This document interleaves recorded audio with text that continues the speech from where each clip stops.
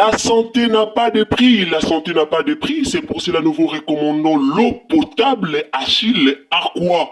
Déjà à Kinshasa, tout le 24 communes, Achille Aqua, l'eau potable est là.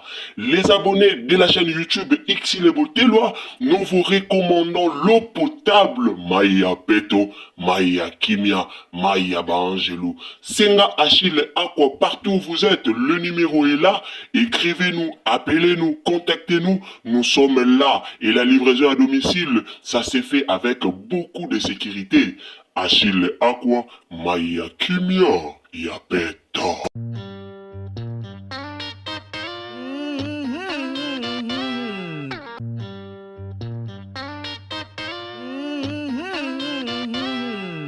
Tobenga masito sheme se pasa. Tozaba yanke na katakamba. Bazaba windi, bazaba bazaba nyama kofina. Qu'est-ce qui t'a créé? Bébé so ba bengi te ko sa pression on dit m'a présenté. Hein? Ba français ba loba celui qui se sent piqué connaît l'affaire. Donc tu es piqué de. À part ça, boutique est disponible bébé toteka.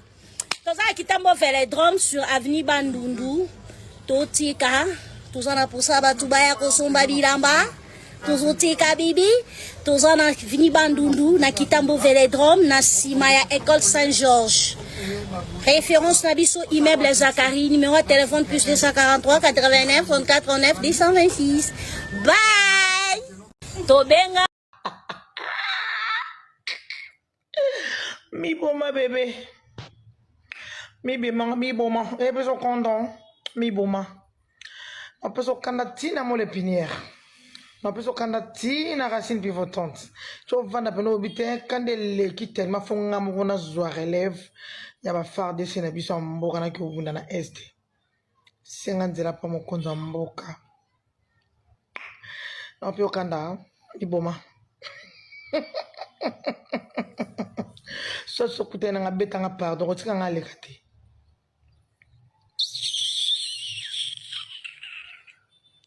Bibuma. Mangam no sale beso kanda. Eyindeli Karine Yamado asala na vidéo na ye. Après makelele o tozwi na réseaux sociaux ya Jérémy Chabani o tomonaki eyenga yaki koloba que Cardozo aza vrai babilo mo ya bongo. Après débat wana ndenge yenga yaki na ye kozala polele ndenge yenga yaki na ye koloba ndenge ye amonaka na motema na ye. Mama 2024 Gavker to Yelibino solution. Pour ba problème ya trompe, fibrome, myome, kyste, règle abondante. Gavker to Zalina solution. Yo oyo kota ménopause atana 65 ans na Gavker oko simba mwana. Ebongo oyo etali si ekimayo kimobali etelemaka biente awa yo kayango etelemi. Ebongo oyo etali loposo vergetu babengi nduta olingi okima suki pe mandefu ya pembe benga biso na lombango po awa tozali na solution moko durable ba produit na biso nyonso ezali 100% naturel pe esalemi na ba plante na ba industrie ya Angleterre pe Allemagne. Benga biso na numéro oyo plus 44 74 05 65 35 48. Gavker solution ya santé na yo.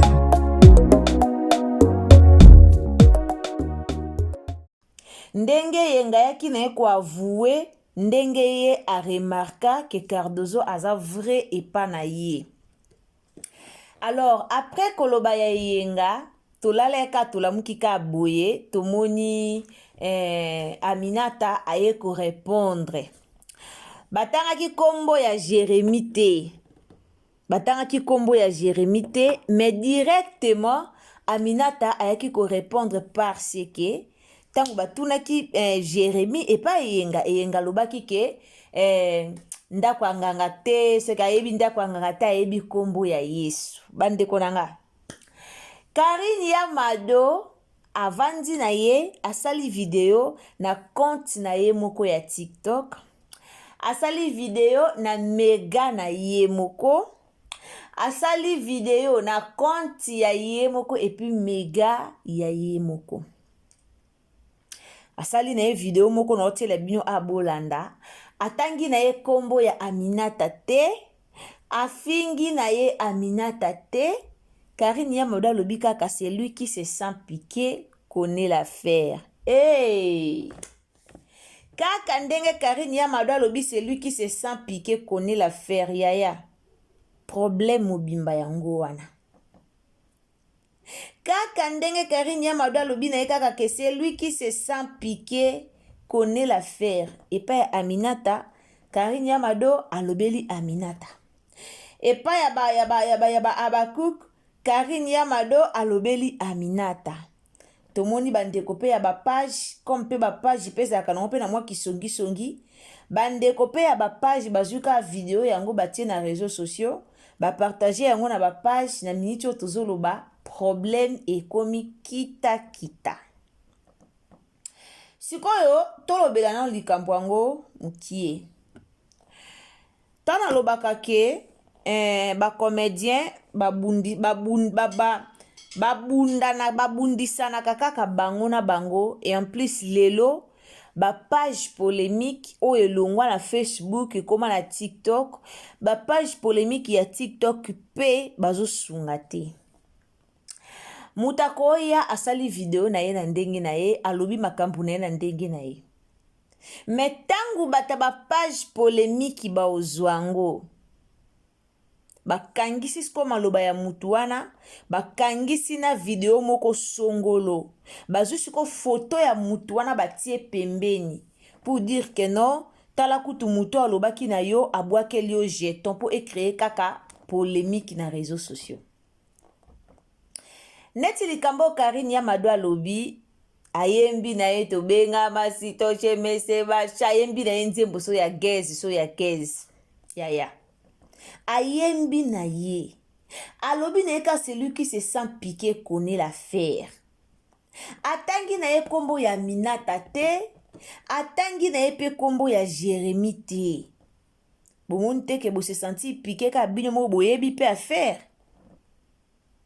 Pour ceux qui te bito landa bien, Karine Yamado lobi c'est lui qui se sent piqué connaît l'affaire pardon. Siko bino bo epiqué bino na ndenge nini c'est que bo yebi pe affaire ango. Nyoso makambo nyoso muta banzango na réseaux sociaux za Aminata. Pour ceux qui Aminata ayaki kokote la Jérémie te, ayaki kolanda na yeba makambo te me makambo peza te engaleki ne misho lobi na ye. Et lobi nango nene alobaki lobi nani Aminata pe yo pe fale ozela soko leki na emission batuno na aza vrai pa na o lobi Jérémie aza vrai pa nanga et yenga leki na emission lobi na me comme yenga valoriza ki kaka Cardozo esika penza ngulu ale mwana na ye yango wana. Donc comme kake yenga a valoriser ki Cardozo fallait pas yenga valoriser Cardozo pour bino sur internet biso sur internet to bi ke Cardozo na Jérémie ebe la ranangoti ba koya loba na basali sembla mais Cardozo na Jérémie ebe la raté Jérémie loba Cardozo atonga raye wana to mona ngo na réseaux sociaux a ele kaka Jérémie loba ke Cardozo atonga raye alors Cardozo na Jérémie ebe la kate ebe la kate elo mo ele kaka ya mukie kana makam na bango tournage Jérémie silika na ndenge bi mo webi Jérémie tomboka ne pampamba yeso ayoki kaka chota atomboki na ye ayoki ka mwali kama muke atomboki kana na epsa bino muto atonga baninga nda tombokela baninga pampamba muto a raisonna kaka so batona basangani 3-4 seke ba otonga nga seke mutu wana ndaza songi atonga ka baninga makasi muto alinga komona baninga basangana te so baninga bazaka mibale misatu sieke kuna kombo na esili seke mutu wana yende atonga ka batu.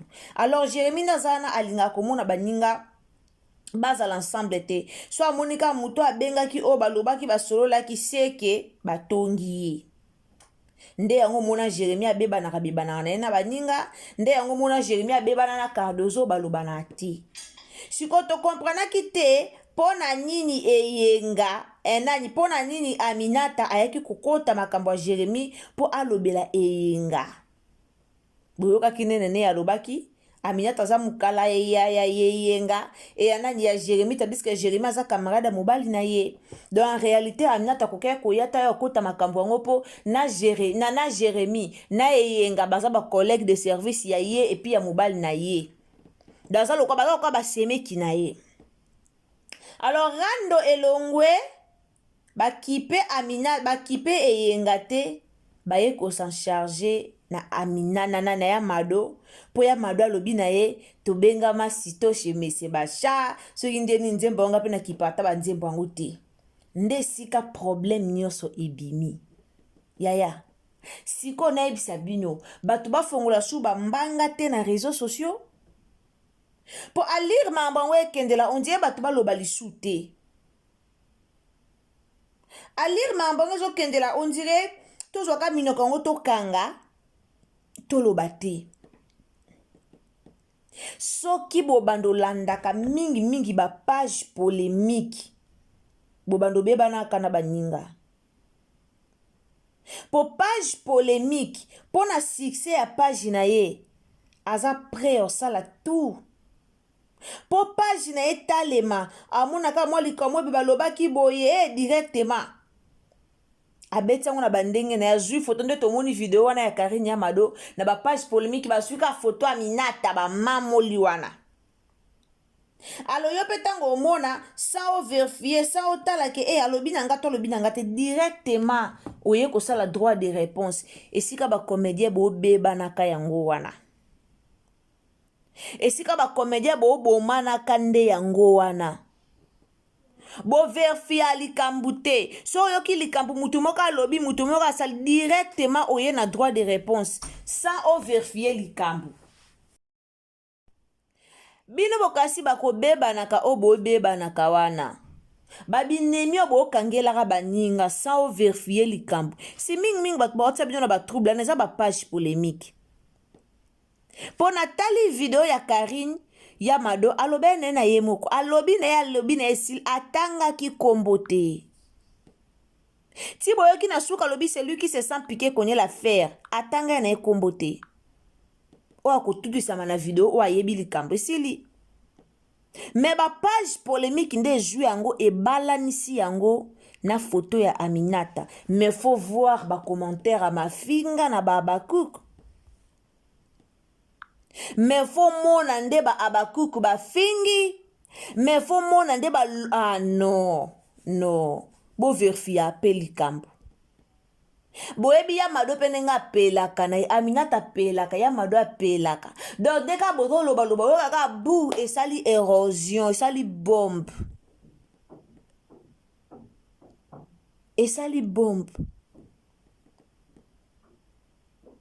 po Aminata tambo pa bo partager bo nande bo fingi nande bo lobi tango yepa ko ya Mado pe to yebi Karine ya Mado atika kalikambu te ya Mado akamusanga banda Rando na ya Gabi ya Mado asala Rando na ya Gabi et puis nie si je si là ya Mado asala Rando na ya Gabi na yebisa bino ya Gabi peno kapena kimi ekota ya Gabi a continuer Rando te donc boyebi pe Karine ya Mado ndenga zalaka ye pa zaka opesi mbwa boy ye pa lobaka siko tangu likambo eza boyoki yango botali pe nanu eza na ba page polémique so bomoni kete na page na ye moko a mentionné atie photo Aminata wana boya pena to loba Karine ya Mado sali boye pwani fallait pas osala boye mais mukolo likambu na page na ye moko atie photo ya nante ya Aminata te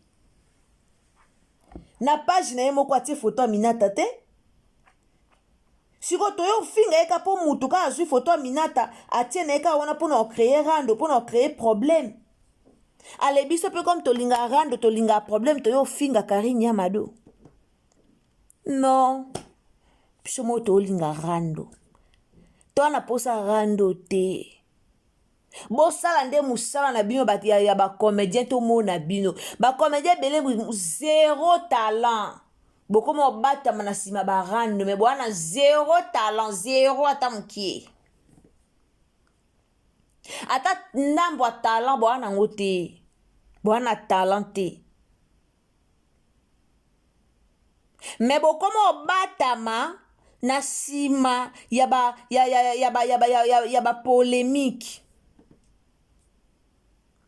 Karine Yamado alobi na Aminata te soki Aminata osala video to oyo oloba ezaka po olandane ka buzoba po bango bacomédien balingaka kolandalanda buzoba mais en réalité Karine Yamado alobi na Aminata te apensa la famille Libota théâtre sika déjà ekota théâtre sika déjà ekota bomonika chaleur touti nango ya mon église chaleur touti nango wana en tout cas famille Libota ce qu'on oloba na famille Libota chaleur touti nango wana penza chaleur wana o touti nango ya mon église chaleur wana bandeko nanga esila te elongwa te chaleur wana esila te elongwa te théâtre sika oyo toyebi ke mama abiso abombeli biso suya barévélation suya makasi abombeli biso suya makambo ya bien namoni théâtre mon église eteyi bato ebele bato nasalaki analyse nango lobi namoni bato ebele bakommente bato ebele balobi ndenge théâtre na eteyi bango kandenga mo na ebise bino théâtre na eteyi nga na para Cardozo na para balia en famille e bakisinga kobonde na binzambe nango mona pe famille biso pesa na balien toyeba te e matisinga lisusu dimension ya prière donc théâtre wana alors maman zosala déjà biloko déjà belaki na sur lobi tozwa déjà ba présentation ya ba acteur na ba nindenge kaki uzalela la famille to partager 400 000 abonnés bientôt 500 000 opération eza 1 million to partager et uza malamu mingi alors tozonga non na likambo na biso ya Karine Yamado kande na lobaki ba comédien to luka polémique te na ume na ngate na yena nka pona tamukie to luka polémique te s'il vous plaît ba page ya TikTok ba page o bokata ba vidéo na biso o bokata ka botiaka na ba page na bino en tout cas to luka polémique te en réalité Karine Yamado alobaki pona nan Aminata son père te Karine Yamado ayembaki na ya lobi na abwakelaki Aminata ba jeton te Karine Yamado ba lobana to ba lobana te na Aminata alobaki na Aminata te alobaki na Aminata te po Yamado to Yamado azaka matata Yamado soka linga lobana mutu otanga pe kombo abanga na ete abanga na te rando ya yene ya Gabi Yamado abanga te na banga Yamado kana rando ya yena Gabi na banga Yamado na oyebisa bino na rando yene ya Gabi Yamado abanga likambo te don na rando Karine Yamado na ya Gabi esika na obaki ya Gabi ka te mtaloba kesa pe na batu balobaka ko nde bomona Yamado alors tango boya koloba ote alobi na Aminata boyebi ndenge azalaka tango akoyela bino boyebi ndenge azalaka alors ba page polémique totika pe koluka pe ba polémique yango na ba comédien eza malamu mingi Aminata son père pe okota makambo oyo ezala nango ya yote en réalité ce que yengango alobaki na nani na Jérémie yo zano Jérémie te fallait Jérémie moko ya koloba mais yenga tanga kinde komba Jérémie te e ngalobaki na kaka ki vrai au Cardozo za yango nde eyenga lobaki elokwa nde Belvi azaka vrai biso so toyebi ke Bella azaka vrai toyebi ke Belvi na motema Belvi motema pepele Belvi azaka vrai mais ana bato musu bayebi ke Belvi azaka vrai te wana bango na bandenge na bango alors eyenga pa monaki na ndenge na Cardozo za vrai lobi na Cardozo za vrai yo peso monaki ke no eyenga za vrai te falo vanda kinyo ki koloba point musu pe yo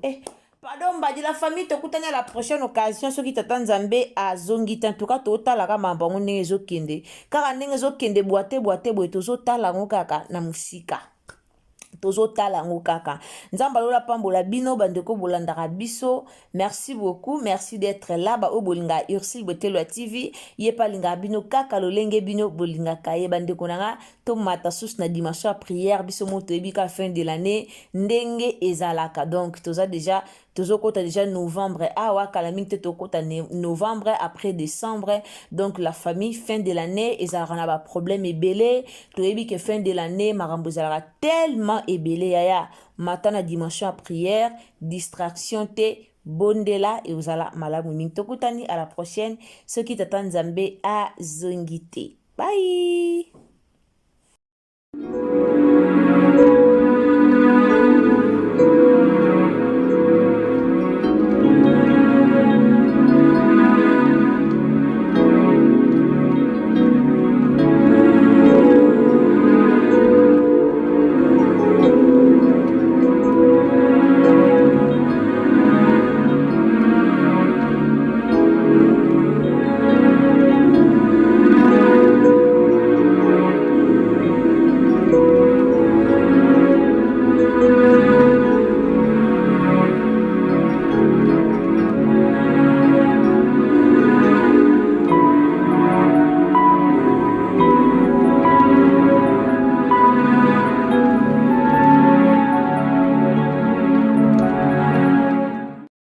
La santé n'a pas de prix, la santé n'a pas de prix, c'est pour cela nous vous recommandons l'eau potable Achille Aqua. Déjà à Kinshasa, tous les 24 communes, Achille Aqua, l'eau potable est là. Les abonnés de la chaîne YouTube Xile Botelwa, nous vous recommandons l'eau potable Maya Peto, Maya Kimia, Maya Bangelou. Senga Achille Aqua, partout où vous êtes, le numéro est là. Écrivez-nous, appelez-nous, contactez-nous. Nous sommes là et la livraison à domicile, ça s'est fait avec beaucoup de sécurité. Achille Aqua, Maya Kimia, Yapeta.